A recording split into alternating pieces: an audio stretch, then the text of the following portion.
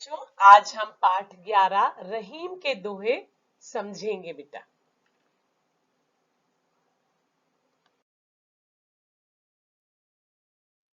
रहीम दास जी, आपका जन्म 17 दिसंबर सन 1556 को हुआ और 1 अक्टूबर सन 1627 में आपका देहांत हो गया।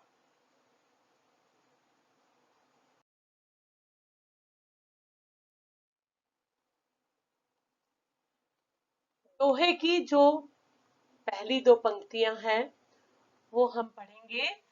कही रहीम संपत्ति सगे, बनत बहु बहुरीत, विपत्ति कसौटी जय कसे, तेहि साचे मीत। इसमें रहीम दास जी कहते हैं कि हमारी जो संपत्ति होती है, यदि हमारे पास संपत्ति है, हमारा अच्छा धन है हमारे पास अच्छा, तो ऐसे समय पे हमारे सब लोग सगे बनने लगते हैं। हमारे शुभ चिंतक, हमारे मित्र जो है वो सब हमारे सगे बनने लगते हैं और जताने लगते हैं कि हम आपके बहुत अच्छे मित्र हैं, बहुत अच्छे शुभ चिंतक हैं। इसका अर्थ मैं बताऊंगी। कही मतलब कहना, रहीम दास जी का कहना, कही मतलब कहना, और संपत्ति मतलब धन, सगे मतलब हमारे जो सगे रिश्तेदार हैं और हमारे शुभ चिंतक हैं। बनत मतलब बनते हैं, बहुत, और बहुरीत मतलब बहुत से तरीके से वो हमारे सगे बनने लगते हैं। हाँ, और आगे है विपत्ति कसौटी जय कसे, तेई सांचे मीत। विपत्ति मतलब परेशानी या तकलीफ आने पर, कसौटी मतलब बुरे समय में जो हमारा साथ दे। विपत्ति कसौटी मतलब बुरे समय में जो हमारा साथ दे। तेई साचे मीत मतलब वो ही हमारे सच्चे मित्र होते हैं। उनका कहना है कि जब हमारे पास धन आ जाता है, संपत्ति आ जाती है, तो सारे मित्र और शुभचिंतक हमारे सगे बनने की कोशिश करते हैं। लेकिन जो हमारे बुरे वक्त पे, जो हमारे कठिन समय पे साथ दे, वही हमारे सच्चे मित्र होते हैं।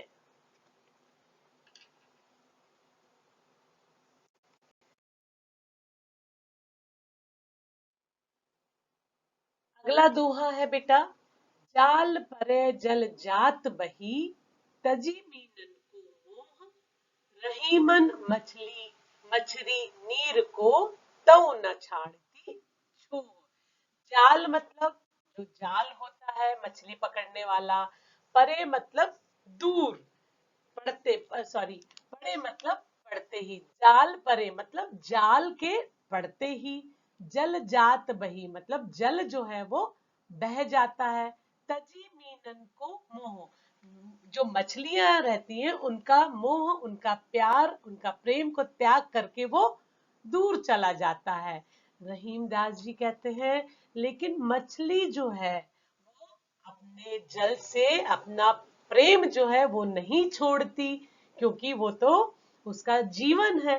तो जैसे ही जल मछली को छोड़ के निकल जाता है जाल के बाहर, तो मछली क्या होती है, मर जाती है, अपना जीवन ही त्याग कर देती है। इसी प्रकार वो समझाते हैं कि जल जाल के पड़ते ही, जब जाल नदी में पड़ता है मछलियों को पकड़ने के लिए, तो मछलियां जब उसमें फंस जाती हैं, तो वो जाल मछलियों को फंसा के पानी धीरे से बाहर निकल जाता है और मछलियों का प्रेम, उनसे लगाव को वो छोड़ देता है।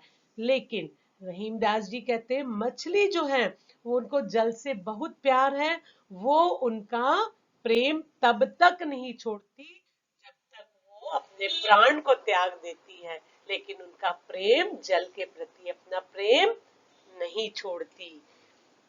अगला दोहा देखेंगे बेटा।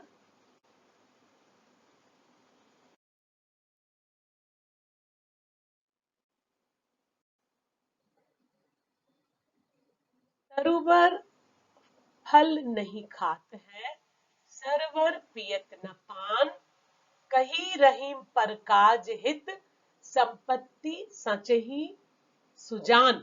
इसका अर्थ है तरुवर मतलब वृक्ष, फल मतलब अपने जो वृक्ष में से फल फल निकलते हैं, नहीं खात मतलब नहीं खाता है, सरोवर मतलब तालाब, पियत मतलब पीता है, न पान पान मतलब पानी।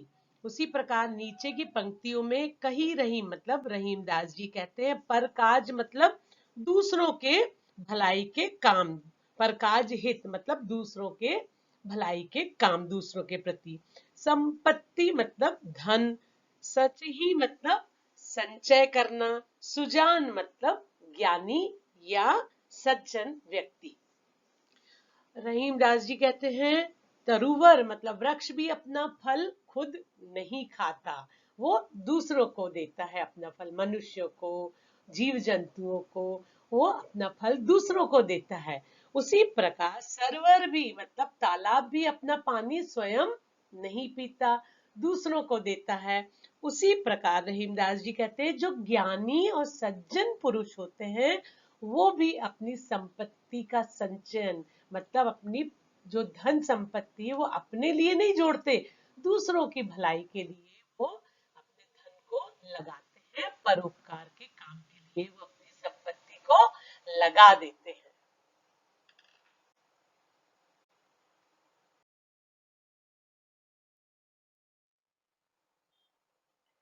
अगला दोहा देखेंगे बेटा। होते बादर क्वार के, ज्यों रहीम गहरात, धनी पुरुष निर्धन भये, करे पाचली बात।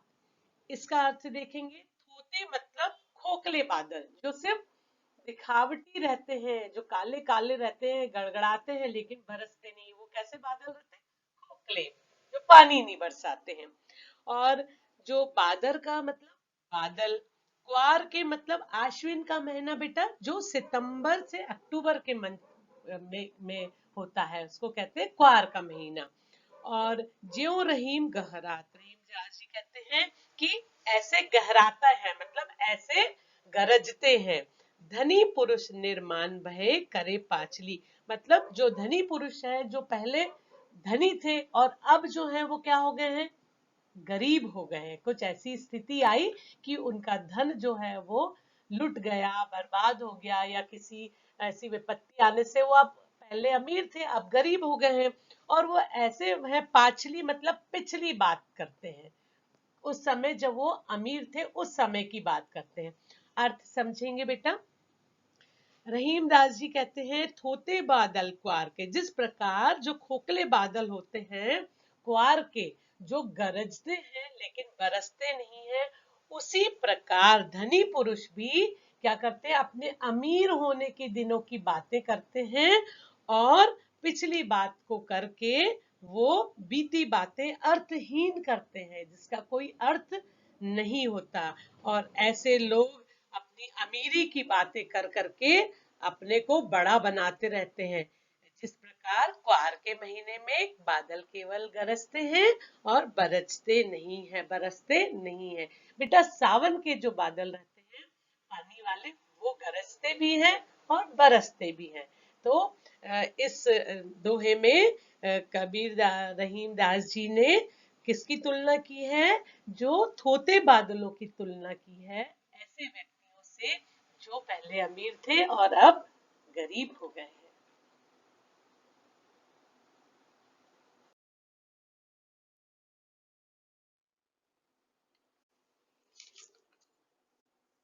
अगला दोहा देखेंगे बेटा।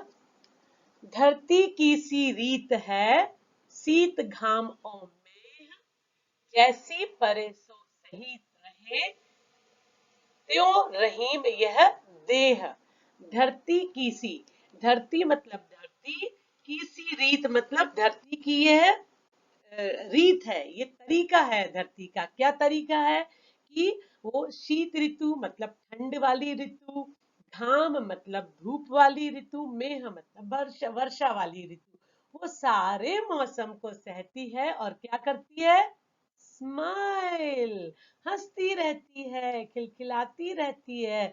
हर मौसम आते जाते रहते हैं और सारे मौसम को वो सहती रहती है, फिर भी कभी वो दुखी नहीं होती, हमेशा हंसती रहती है। उसी प्रकार हम मनुष्यों को भी हमारे जीवन में जब परेशानी आती तो हम लोग कैसे हो जाते बेटा? उदास हो जाते हैं। देखा ना, उदास हो जाते। तो हमको पृथ्वी जो है, धरती, ये सीख दे रही है कि कभी भी विपत्ति आने पर हमको उदास नहीं होना चाहिए। धरती से हमको ये सीख लेना चाहिए कि हमारे जीवन में कभी विपत्ति आती है तो हमें कभी हिम्मत नहीं हारनी चाहिए, और हर वक्त में हमको क्या करना चाहिए? मुस्कुराते रहना चाहिए। ये सीख है बहुत बड़ी। जैसे आजकल का समय आप देख रहे हैं ना, कोरोना का समय है ना, कितना कठिन समय चल रहा है। तो ऐसे समय में भी कई मनुष्य जो है अपना मनोबल खो दे रहे हैं, मानसिक रूप से, शारीरिक रूप से वो परेशान हो जा रहे हैं, बीमार हो जा रहे हैं। तो ऐसे समय पे भी बहुत अच्छा ये दोहा हमें सीख दे रहा है बेटा कि हमें विपत्ति आने पर कभी भी हमको परेशान नहीं होना है, उससे मुकाबला करना है, डट कर सामना करना है और हिम्मत बनाए रखना है, एक दूसरे के प्रति और अपने प्रति भी।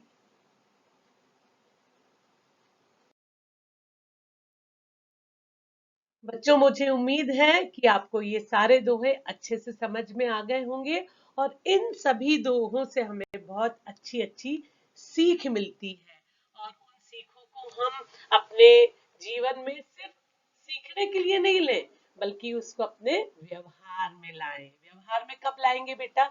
जब हम वही काम उसके द्वारा, सीख के द्वारा दूसरों के प्रति करेंगे। सिर्फ सीखना ही सब कुछ नहीं होता है, बल्कि जो चीज हम सीखते हैं उसको हमको अपने व्यवहार में लाना है और दूसरों के लिए वो चीजें करना है। तो मुझे उम्मीद है कि आप भी इन दोहों से बहुत कुछ सीखेंगे और अपने व्यवहार में लेके आएंगे। थैंक यू बच्चों।